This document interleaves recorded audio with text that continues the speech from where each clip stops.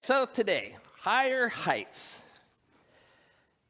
Ernest Holmes, one of my favorite quotes, and you know it's my favorite quote, one of my favorites, because I say it pretty much every week, that we are on that constant upward spiral of evolution and growth and expansion. So when I was thinking about this week, a lot of times the way that I will approach a talk is to play devil's advocate. And so I was like, is that really true? Are we really on that constant upward spiral all the time? Is it always expansion? So I tried to think of an example of when that might not be true. I'm like, what if I sat down in a chair in a dark room? I don't turn on my phone, I don't have a TV, I don't open a book, I don't talk to anybody else, and I just sit there for a whole day. I'm going to prove that I'm not going to expand today. No growth. And that's something I've never done. But if somebody did that to prove me wrong, they've expanded and experienced something that I've never experienced. It's impossible to not constantly be piling on our experiences. And you gain insights from everything that you do all the time. I have to agree with Ernest Holmes. You cannot avoid expansion and growth. Even if you intentionally go backwards, you're still experiencing that. So a lot of you know a bit of my story, so when I gave up my party life, knew something was missing after I did that for a while, and started seeking back out what it is that, what hole was I trying to fill. And in between that time, and in between the time when I found Centers for Spiritual Living, my wife and I, we were volunteering with a nonprofit in Denver, and I met somebody at one of their fundraisers, and talking to each other about our stories, and he said, I would like to kind of, help you and help guide you. Let's go to lunch sometime. But before you do, and he gave me the name of a book, he's like, go get this book and read it. And the book was called The Slight Edge by Jeff Olson. And the gist of the book is the big things in life, the things that we say are the big things, the big accomplishments, they're overwhelming if you look at it as this big thing. But if you look at just tiny little pieces, little tiny steps consistently and added up over time, that's how we achieve these bigger things. So the main part of the book that really stuck with me was the author suggests that you spend every day, you read at least 10 pages out of some sort of a personal growth book or a spiritual inspiration book. 10 pages every day. 10 minutes or so. Seems doable. But when you think about it, at the end of the year, it's 3,650 pages. So, most self-help books, you're looking at 200 to 300 pages. So now all of a sudden, you're like 14, 15 books a year. If you buy that book and you're like, I'll start it sometime, but I'm busy. Just find 10 minutes a day. And in time, it builds momentum, and you end up expanding way more than you would have if you just keep putting the things off, the things that you want to do. One of the steps in the global theme, it was called the steps to heaven, and I'm like, come on, Robert Plant, we got this stairway to heaven, stairway to heaven. We talk a lot about, heaven it's not a place, it's not a destination, it's the kingdom of heaven within. And as we do our spiritual work, and this is part of the promise, at least what I longed for as a promise, is to experience that kingdom of heaven within through meditation, through prayer, through awareness. And it's an accumulative effect. So the fact that you're here today, that is one of those little steps that says I'm seeking something greater and I'm open to dedicate some of my time. We talk about time, talents, treasure. You dedicate some of that to something bigger for yourself. And the more that journey goes on, you get those little glimpses where you're like, oh, that part of you within that has got little snippets of the sense of that thing that's bigger than ourselves connects with an experience out here. And when that happens, that's, the moments that we call them, some people say not goosebumps, but God bumps.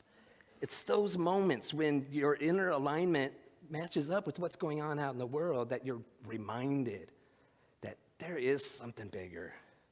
My worries aren't quite as important or as big as I thought they were. And then, those moments, they're fleeting. But the promise of becoming intentional and following this path and taking those little steps is that more and more of those moments occur. That's that stairway to heaven. So, one of my earlier teachers, before I made it to practitioner training, I talked about the 6 prerequisites that you have to take, which is what we offer here. The teacher was Dr. Roger Teal in Denver, Colorado, and he was the senior minister for many years at Mile High Church, which is huge. But he gave this demonstration, and it hit me in a profound way, and I was starting to get glimpses of it, and it's only expanded since then. So he talked about in life, life is like a roller coaster. We have ups and downs. I think everybody can agree and acknowledge that there's moments when things are just great and you're on top of the world and you don't want it ever to end. And then there's other times when you end up, maybe through your own actions or maybe through something completely outside of yourself that you're just in one of those lows. And it's those moments that are challenging, make us even sometimes question if it's all worth it. So this is as good as I was able to do trying to create these graphs in Canva. So this represents those ups and downs. And for most people, we kind of have that upward expansion. But I know for myself, and this is why it resonated with me, before I found the teachings, and especially before I gave up my partying lifestyle where that was my identity, life was ups and downs. And it was pretty much straight across. And, you can predict it. But then once I started, the slight edge is what, through a chain of events, led me to Centers for Spiritual Living. One of the books recommended in the back was the Think and Grow Rich by Napoleon Hill. Started getting my mind thinking about, there's some power in mind. How do we use that? And so I started having more and more experiences of, little glimpses of that heaven. And so when we set that intention that I want to try bigger things, I want to experience more, we start to have those ups and downs, but it's got direction and purpose. And so we, kind of just this continual ascension.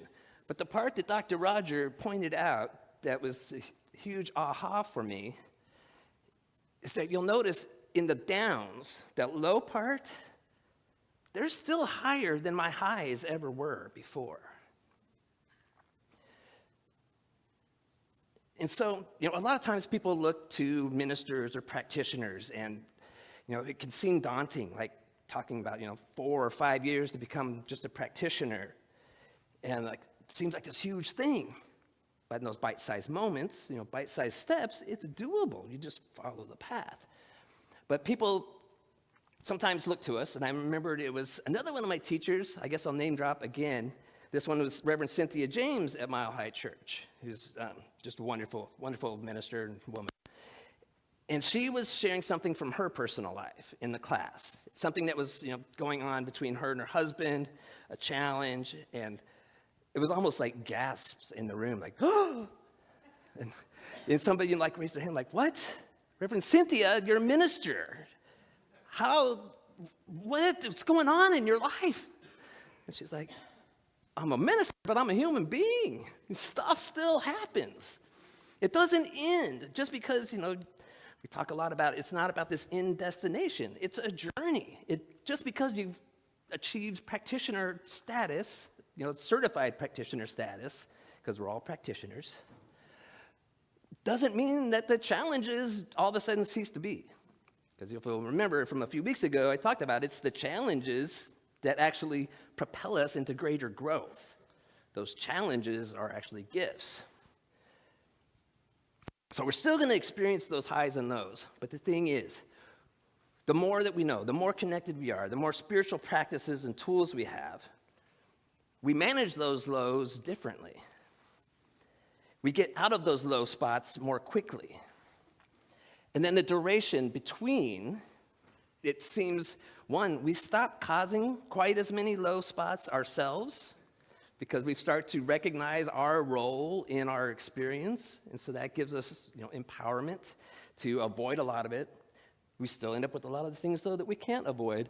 But we now have gained greater tools, and really the main thing, and meditation, one of the main and best gifts of meditation is we build resilience.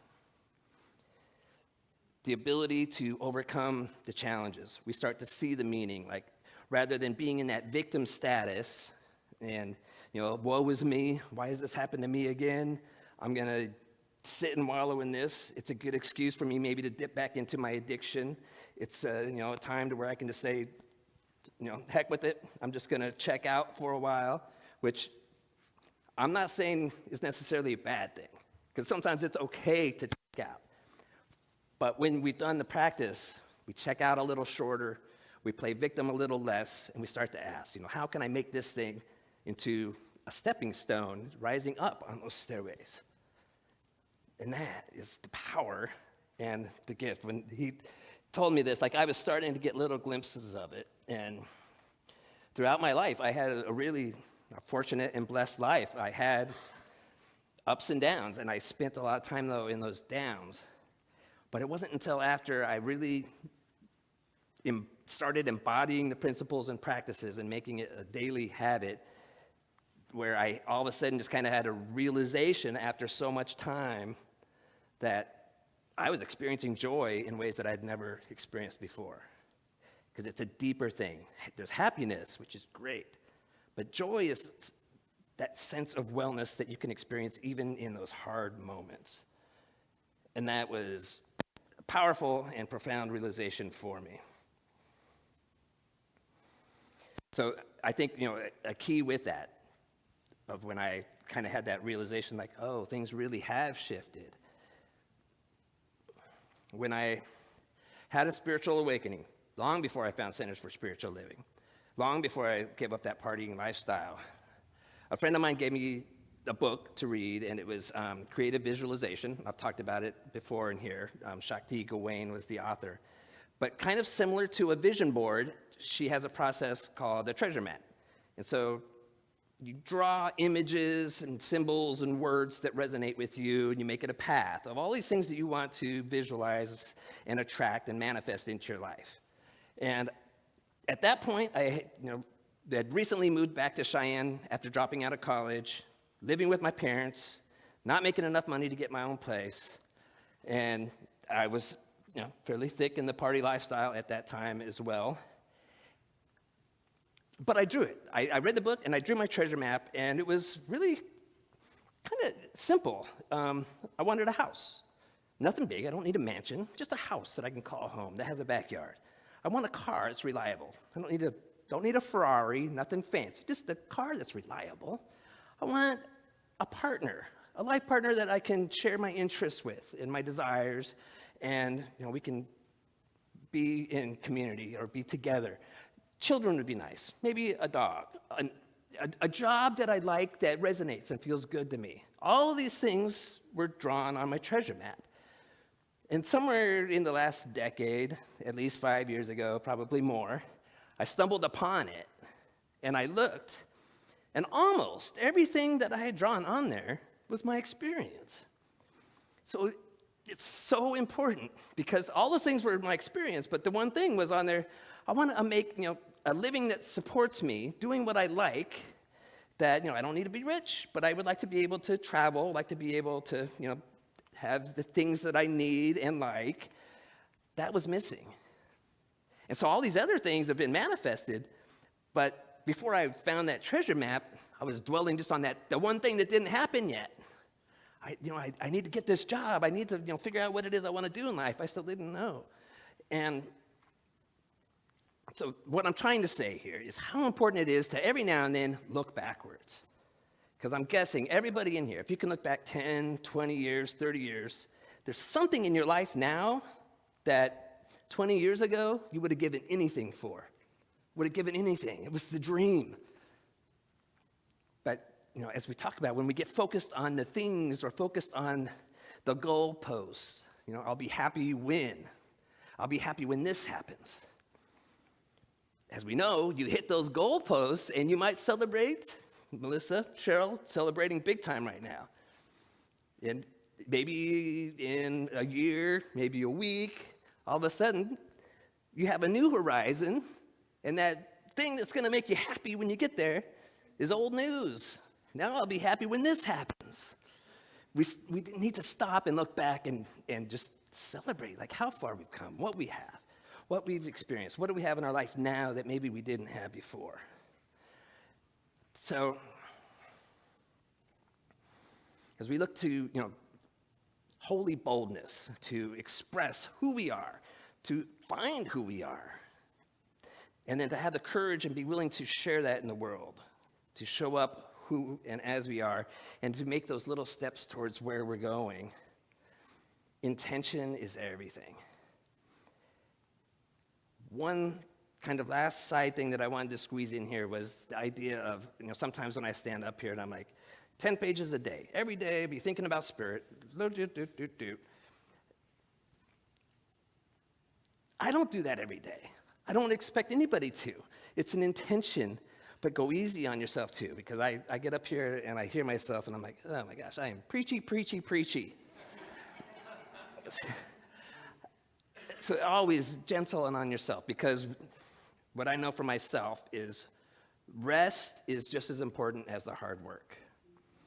Centers for Spiritual Living, we just, at convention, we had him as our keynote speaker, Dr. Sean Ginwright, who wrote a book called The Four Pivots. Well, one of the pivots was pivoting from hustle to flow. Because, we see, entrepreneur culture that everybody's like, you got to hustle. I work 16 hours a day. I get 5 hours of sleep a night. So you got to get out there. If you're not doing that, you're not hustling. But I know for myself, if I don't get that 8 and 9 hours, the work that I do, half of the work is just fixing the work that I messed up before that. So I can say, I'm working 16 hours a day, but half of it's to fix the mistakes I made the first time, the first 8 hours of the day. But when we remember just to rest, rejuvenate, everything you do is lifted up. And so I'm going to share with you the spiritual practice in a moment, which I've shared with you before, but I think it's worth revisiting. So before we get into that, a quote by Henry David Thoreau. He says, "What you get by achieving your goals is not as important as what you become by achieving your goals." And that is, for me, it's what's aligning with that deeper presence, that power greater than ourselves, showing up as the infinite divine beings that we are. Become unshakable. If I know that I'm in alignment with what I'm doing, and if I make mistakes, if I knew that my heart and my intention was there, I feel better about it. And then I feel more empowered to own it and apologize for the things I make, the mistakes I make. If somebody comes at me in their unconscious state, I'd like to say I could do this 100% of the time. I can't. And usually it's, the people closest to us that I fail with the most. But when somebody comes at you in their unconscious state and they're throwing noise and friction and anger, the more I align and just remember every day and every chance I get just to remind myself that everything is worth living, everything is beautiful. Those things that come at me, as Eckhart Tolle says, they pass through you. But when you're in that state of protection and defensiveness and rigidity, that's when they collide. And that's where a lot of the pain comes from. So those lows in life, a lot of them don't happen when you just let that thing pass through you. So moving into holy boldness higher and higher, it's just becoming intentional, picking your direction and taking those little steps. So this is from the paper called I Believe that we have changed into We Believe. This was written by Ernest Holmes, our founder, and he says, "We believe the ultimate goal of life to be a complete freedom from all discord of every nature, and that this goal is sure to be attained by all." Now, if not in this lifetime, we are infinite beings. It will happen at some point because that's what we are. That's what we return to. But when we step onto this journey, it can happen in this life. That discord just doesn't hold that same power. So for the spiritual practice, you might remember it. I did it, I think, back in November. This is one that I came up with for the very first time I got paid to speak. It was shortly after becoming a practitioner when I was in Cleveland, Ohio, and the teaching chapter in Akron had me come down, and it was my first paid speaking gig. And this idea, it came to me in the process, and it is the bear, no. Oh, there we go, okay. The bear technique. Breathe, envision, align, and release. So some of you have heard it and you might remember, but if not, this is a way that I use a driving analogy that worked well for me. If you want to hear that one, it's my most popular recording on Insight Timer. But today I thought maybe I'd take it in a little bit of a difference. So calling it segment intention throughout our days. Like today, I had to drive to the center. So that was one part of my day, one segment. And then when I got here, I needed to get ready to come in, see people, and pick the things that we needed to do, get everything organized. That's another segment. And then before I come in here to meditate, another segment. So in life, the more times that you can recognize your changes in segments of the day and be intentional about it, you bring a greater presence to it. I talked about this last week, and so I'm kind of just expanding on that. So imagine yourself maybe getting ready to have like a hard conversation at work or with a person, and knowing like, okay, I'm going to go in, I'm going to be asking my boss for a raise. So before you go in, you sit down and you can do this. I do it till I feel it, but you can really, this can be 30 seconds. I just start off with breath, because all the time, just to take a second and just breathe, which you can do it right now. Just take an intentional, conscious breath. Instantly, our physiology is shifted a little bit. And then whatever it is that I'm getting ready to do, I'm going to go in, I'm going to have this conversation. So I see myself communicating. I picture myself having the right words at the right time, the right ideas. I picture myself listening so that I am in a communication, not listening to respond, but listening to hear. And knowing that the right words will come to me at the right time, the right expressions, the right examples, all of this stuff. And then I picture some opposition maybe, and how the right words are going to come back for that. And then once I have that image in my mind, then I remind myself that I'm part of that power greater than ourselves, that this isn't me, this is Spirit working through me, and I open up for that. Knowing it's not my human self doing this, it's that bigger part of what I've spent time communing with in meditation and spiritual mind treatment. That's what we are aligning ourselves with. And once we feel that, like, oh yeah, whatever happens, I know I've now brought my attention and awareness to it, so I can just let go. Spirit's got this. I don't have to worry about it. I'm going in and I'm present, fully present for this next segment of my day, this next drive of the day, before the band gets up and plays. That present. And everything is just elevated into a higher state. So breathe, envision, align, and release. And then our affirmation for this week is, I continually ascend to higher heights in my spiritual awareness. So if you're in alignment, if this sounds good to you, let's all say it together.